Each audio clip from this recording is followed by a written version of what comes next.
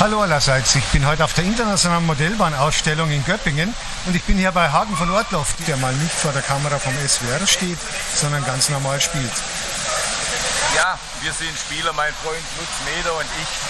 Wir sind keine Modellbahner, sondern wir sind Eisenbahnspieler. Ein Leben lang schon, das wird auch so bleiben.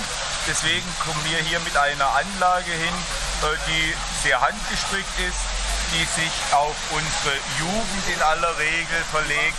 Also das sind Fahrzeuge aus den 50er, aus den 60er Jahren. Wir haben das genannt Modellbahn und Verkehrsgeschichte. Deswegen, weil es gibt auch Beiwerk wie diese Lorenbahn und die Monorail von Schuko und noch verschiedene andere Bahnen, die man sich damals als Kind gewünscht hat, möglicherweise, aber die nie oder in aller Regel nie auf dem Gabentisch lagen, weil die einfach sündhaft teuer waren. Schauen wir uns mal da ein paar der Reihe nach an. Das ist eine Monorailbahn von wann? Das ist eine Monorailbahn aus den 50er Jahren, ab 59 gebaut, von der Firma Schuko.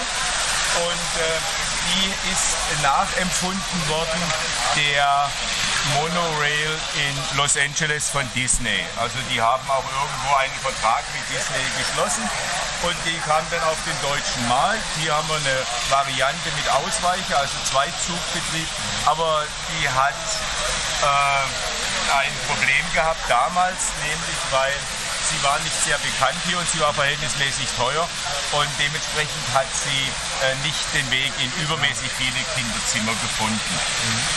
Was haben wir noch? Schöne Anlagen hier. Hier ist eine Schmalspur, ja, Feldbahn oder was ist das jetzt hier? Das ist etwas Neueres, der Eckerbahn nachempfunden von Minitrains. Das ist eine Firma aus Karlsruhe, die sich auf diese Spurweite kapriziert hat und die Feldbahnen in allen Variationen baut. Wir fahren jetzt nur mit dieser Lokomotive alleine. Das ist was Aktuelles oder ist das auch älter? Das hier ist aktuell, aber der Vorgänger, die Eggerbahn, ist natürlich älter. Und die Eggerbahn stand Vorbild für diese neu aufgelegte Bahn. Und sie ist so eine Ergänzung. Ich muss allerdings sagen, die Wagen sind noch ein bisschen leicht, deswegen fährt sie ohne. Die Entgleisungsgefahr ist groß, da müssen wir uns noch was einfallen lassen. Dahinter gibt es eine Lorenz-Seilbahn, die ist von der Firma Eheim, damals noch aus Esslingen. Die hat in den 50er und frühen 60er Jahren Einzug in die Kinderzimmer gehalten. Momentan haben wir technische Probleme wie bei verschiedenen Sachen. Es fährt im Augenblick nicht. Man muss es auch sehen, wir haben hier im Zelt Temperaturunterschiede von, ich würde sagen, mindestens 15 Grad zwischen abends und morgens und hier haben wir unterschiedliche Luftfeuchtigkeiten. Also da muss man uns verzeihen, dass nicht alles geht, aber einiges fährt. Und wenn wir jetzt einfach ein Stück weitergehen, kommen wir auf einen Klassiker, der da unten fährt. Das ist der GT4, der ein... Oh je, haben wir wieder was. Da muss nur hin. Da ist ein Gleis wahrscheinlich auseinandergegangen. Wir sind Spielbahner, das muss ich immer wieder betonen. Ja, die ist auseinander. Wir sehen hier ja auch unterschiedliche Generationen von Gleisen. Das sind normale Märklin-Metallgleise. Ja. Hier vorne sind die ganz alten, die noch ohne Noppen sind. Ja, das ist noch das Dreischienengleis, aber das funktioniert alles wunderbar. Man darf natürlich nicht vergessen, wir haben das gestern aufgebaut und wir bauen es am Sonntag wieder ab. Es ist nicht fixiert worden. Wir haben hier im Prinzip eine kleine Welt uns aufgebaut, die halt aber nur für 3 Tage Bestand hat. Und wir haben jetzt auch nichts festgeschraubt, nicht festgenagelt, sondern das ist jetzt einfach passiert.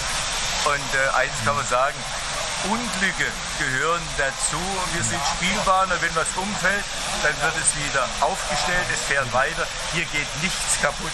Auch wenn so eine alte Märklin-Lok irgendwann mal runterfällt, dann fällt sie halt runter. Oder wenn sich das Krokodil verhakt, dann verhakt es sich. So, jetzt schauen wir aber zur Straßenbahn, nachdem die Baustelle hier mit Sicherheit in Gang gebracht wird. Ja, die Straßenbahn ist also das Modell ist ganz modern, ist von einer Wiener Firma, von der Firma Golling. Und ich habe das deswegen genommen, weil ich in Stuttgart viele Jahrzehnte gewohnt habe, gelebt habe. Und dieser Straßenbahnzug, es war am Ende noch die Linie 15, ist halt eine Legende und die fährt hier auf H0M-Gleisen und sie dreht ihre Runden und das ist wunderbar. Dahinter eine ganz alte Märklin. Ja, das ist was ganz Besonderes. Da musst du mal ein Stück weiter laufen. Der Zug gezogen von der TM 800 und anschließend ein Niederbordwagen, eine Kipplore, ein Kranwagen, ein Schellwagen und ein Schlusslichtwagen. Das war meine erste Eisenbahn, die ich 1954 zu Weihnachten geschenkt bekommen habe.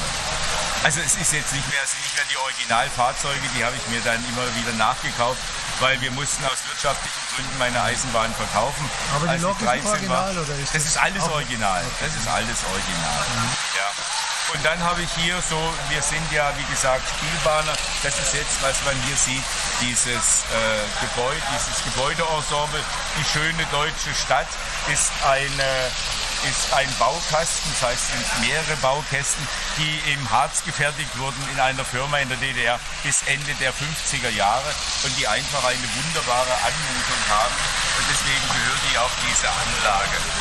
Und wenn man dann weiter schaut, dann sieht man noch etwas ganz Besonderes, wieder eine Stadt, aber man muss sagen, es sind hier bestimmte Gebäude aus deutschen Städten, die eine Bekanntheit haben. Also der Kölner Dom ist dabei, das Marine-Ehrenmal in Laboe ist dabei, der Hafen von Friedrichshafen, die Porta Nigra, das ist, glaube ich, die Nürnberger Stadtsilhouette, der Hamburger Michel. Und das waren sogenannte Margarinefiguren.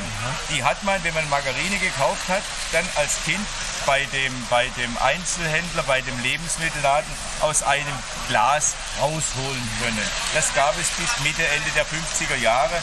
Dann ist das leider eingestellt worden. Und ich habe mir einfach so ein paar Sachen hier geholt und hingestellt, damit der Zuschauer sich entweder wiedererkennt und sagt, das habe ich als Kind auch gehabt, oder aber damit es Leute sehen und bemerken, was es hier alles Großartiges gab.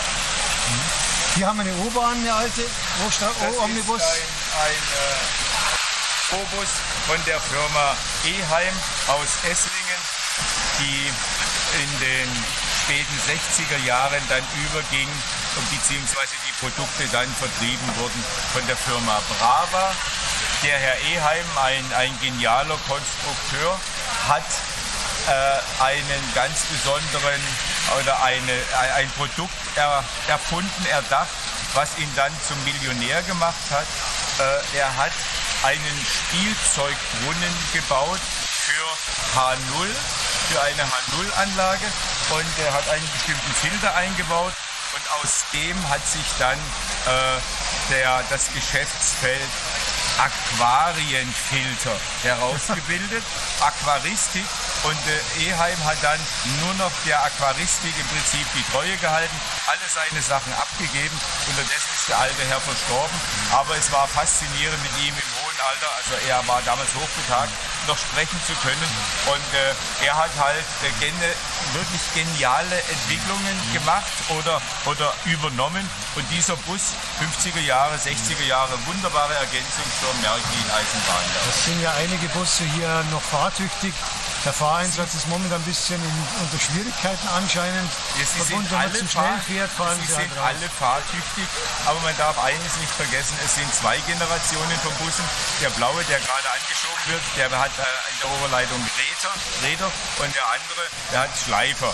Und hier ist es so, wenn du jetzt mal so einen Bus über mehrere Stunden hast fahren lassen, dann wird er heiß, dann verziehen sich irgendwelche Teile, und dann müssen wir halt wechseln, beziehungsweise der Bus geht in die Knie. Also wir haben schon einige Busse auf den Anlagen zerfahren. Auf der anderen Seite ist es halt so, wenn wir Ausstellungen besuchen, dann muss es so authentisch sein, wie es irgend geht, und wenn was kaputt geht, dann geht es halt kaputt.